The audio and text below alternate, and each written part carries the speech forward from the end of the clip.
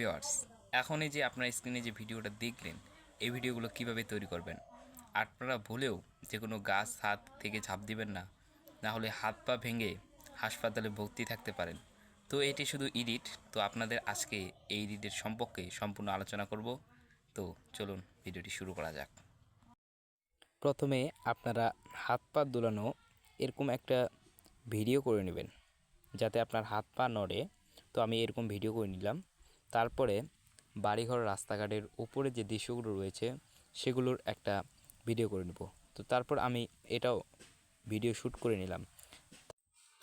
তো প্রথমে আপনাদের যে মোবাইলে ক্যাপকাট যে লেখাটি আছে, না থাকলে প্লে স্টোর থেকে ডাউনলোড করে নেবেন। ক্যাপকাটে যাওয়ার পরে এইখানে দেখতে পাবেন এডিট নামে একটি অপশন। তো এডিটে চলে যাবেন। এডিটে যাওয়ার পরে বড় করে লেখা আছে নিউ প্রজেক্ট। তো এই নিউ প্রজেক্টে চাপ দিবেন। তারপর যে আপনি রাস্তাঘাটের উপরে যে দেওয়ালের ভিডিওটা করেছেন তা সিলেক্ট করে নেবেন। সিলেক্ট করার পরে এপাশে দেখতে পাচ্ছেন অ্যাড নামে অপশন। তো অ্যাডে ক্লিক করবেন। অ্যাডে ক্লিক করার পরে এখানে লেয়ারটা টান দিয়ে লাস্টে যে এডিট নামে একটি অপশন রয়েছে ক্যাপকাট, এটি ডিলিট করে দেবেন। ডিলিট করার পরে এখানে প্লাস আইকন দেখতে পাচ্ছেন। তো এই প্লাস আইকনে ক্লিক করে আপনি যে উড়ার ভিডিও করেছেন এটা অ্যাড করে দেবেন।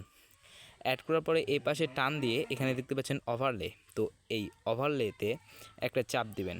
তো নিচে এখন লেয়ারটা চলে এসেছে, লেয়ারের উপরে চাপ দিয়ে এই পাশে টেনে নিয়ে আসবেন।